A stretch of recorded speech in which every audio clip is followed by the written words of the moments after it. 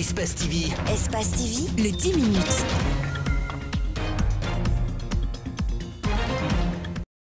Ali Traoré est guinéen vivant en Angola, venu dans son pays pour rendre visite aux parents et profiter de s'offrir des documents légaux. L'octroi du visa angolais lui a été refusé par l'ambassade, alors que sa famille vit dans une psychose dans ce pays hôte. Je n'arrive pas à dormir. À chaque fois quand on parle, ma femme ne fait que pleurer. Le deux aussi, quand il donne le téléphone à mon fils, quand on parle sur Facebook en vidéo, vraiment ça me donne larmes au cœur, quoi. Je n'arrive pas à dormir. En 2010, au moment que le président est venu en Angola, la promesse que le président nous a donnée au niveau de son discours, que nous tous on aura des documents en Angola, bon, ça a été applaudi.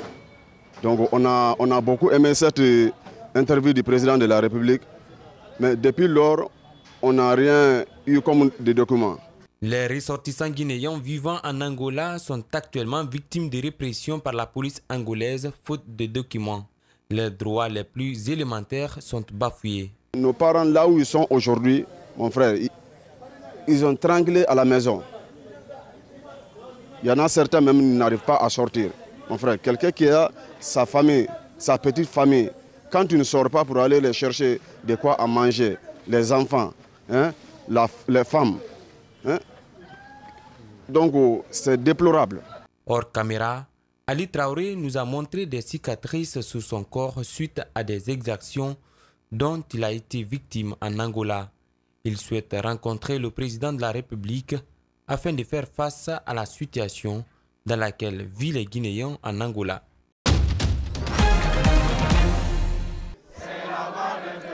C'est devant une assemblée d'enseignants animée par la détermination que le secrétaire général du SLEG a fait son compte rendu. La grève, thématique centrale.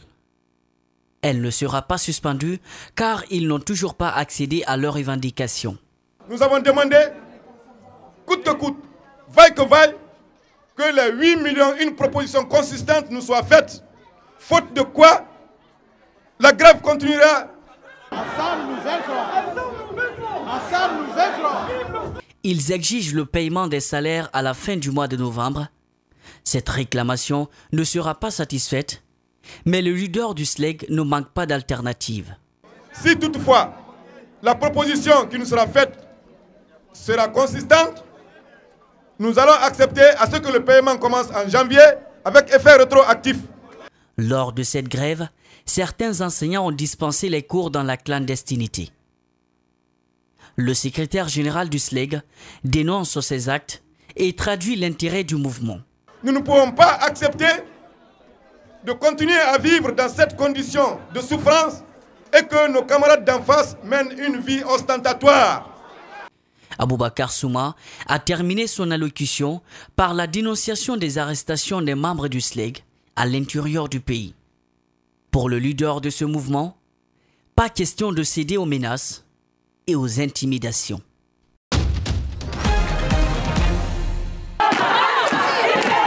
La Fédération syndicale professionnelle de l'éducation a déclenché une grève depuis le 6 octobre dernier, à côté du SLEG d'Aboubakar Souma. Elle réclame l'amélioration des conditions de vie des enseignants, la révalorisation des primes, des indemnités et les logements sociaux. Pendant ce temps, la grève continue et l'État procède au gel des salaires. Le constat est amer. Une violation de loi, une injustice sociale envers les enseignants. Ça ne se doit pas. La grève n'est-elle pas, n'est-ce pas, un droit? Malgré tout, le secrétaire général de la FSPE reste optimiste quant au dialogue pour une sortie rapide de crise. Moi, mon salaire est gelé, mais ça ne me dit absolument rien. Ils n'ont qu'à garder. C'est pourquoi je voudrais dire aux enseignants de rester tranquilles. Ils n'ont qu'à nous faire une économie là-bas. Parce que nous savons que les salaires seront payés très bientôt. Le gel des salaires vient avec ses lots de difficultés. La dépense du jour, la location et autres. La FSPE dit être soutenue par l'International Education, le comité syndical francophone africain et surtout le BIT. Ces structures, selon elles, devraient ouvrir des caisses de solidarité. Nous sommes en train de recenser d'abord les enseignants concernés. Ensuite, nous allons ouvrir ici une caisse de solidarité. Troisièmement, la grève continue. La grève a conduit au limogeage de plusieurs directeurs préfectoraux de l'éducation, notamment de Kindia, Boké et Labé. La FSPE crie au scandale et à l'injustice. De l'autre côté du monde, on les appelle France au revoir. En Afrique, ils sont les bienvenus. Des congélateurs de France, des machines à laver de l'Allemagne, des radios de l'Australie ou des postes téléviseurs de Bruxelles. Une grande fierté, mais les vendeurs, eux, connaissent quelques difficultés, notamment le transport de certains articles fragiles. Si tu as embarqué 50 par exemple, tu peux trouver dedans 5 qui sont cassés, ou bien plus des fois. Donc tout ça fait défaut, quoi. Donc ceux qui sont cassés, bon, on laisse ici pour les mêmes techniciens qui viennent chercher, qui ont des magasins aussi de revente des pièces détachées. Donc ils achètent ça avec nous, moins cher, et puis ils vont dépiécer ça pour revendre aussi à d'autres aussi qui viennent chercher les pièces. Et voici l'un des acheteurs. Abdul Diong est sénégalais et empile dans ses magasins des centaines de postes téléviseurs, tous rachetés chez les revendeurs de produits d'occasion. Il les éventre, sélectionne les pièces pour faire marcher d'autres appareils. Un client qui vient, son appareil est gâté, tout n'est pas gâté dedans. Donc on récupère ce qui est bon, ce qui est gâté, on jette. Cela s'appelle le reconditionnement. Des produits d'occasion remis à neuf et revendus ensuite à la population. Un marché très florissant car ici le service après-vente est presque inexistant et les produits chinois n'ont pas de pièces de rechange. Au marché, il y a des commerçants qui quittent la Chine, qui quittent Dubaï, qui envoient des écrans neufs dans le carton. Mais malheureusement, ils n'amènent pas les pièces de rechange. Dans les autres pays, ces commerçants travaillent avec les techniciens, ils voyagent avec les techniciens. Arrivé là-bas, c'est les techniciens qui cherchent les pièces de rechange.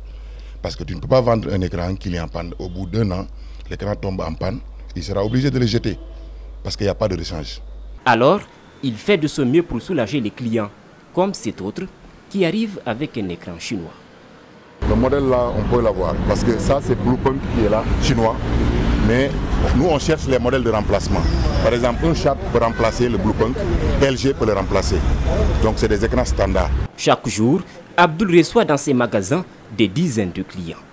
Ces écrans standards soulagent des centaines de personnes, mais pour certains postes téléviseurs chinois, il n'y a aucune solution.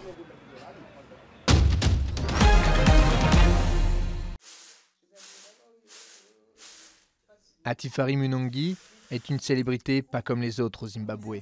Née à une époque où l'éducation des femmes n'était pas une priorité, cette ancienne enseignante est retournée à l'université une fois retraitée. 2 ans plus tard, à 78 ans, elle devenait la femme la plus âgée du pays à obtenir un diplôme universitaire.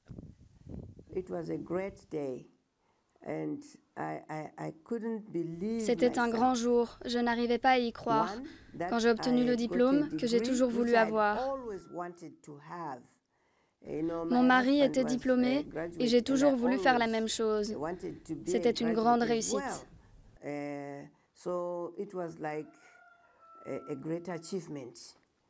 À sa sortie de l'université, Munongi s'était consacrée à la poésie et au conte. Mais depuis, celle qu'on surnomme affectueusement Gogo, ce qui veut dire grand-mère, investit son temps et ses économies dans un nouveau projet. Reproduire une maison traditionnelle dans sa propriété au cœur d'Harare. Son but, préserver l'héritage culturel du Zimbabwe. De nombreux aspects de la vie traditionnelle y sont enseignés, ce qui profitera aux visiteurs dans leur éducation et leur interaction avec les autres.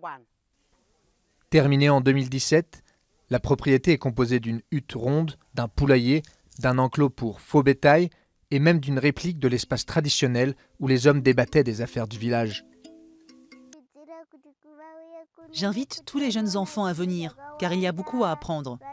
Ils auront l'occasion de manger du maïs grillé, de jouer à des jeux traditionnels comme le nodo, ou encore d'écouter des histoires populaires racontées par une grand-mère. À 80 ans, l'inépuisable Gogo Munongi espère que son parcours servira d'exemple et inspirera les jeunes générations.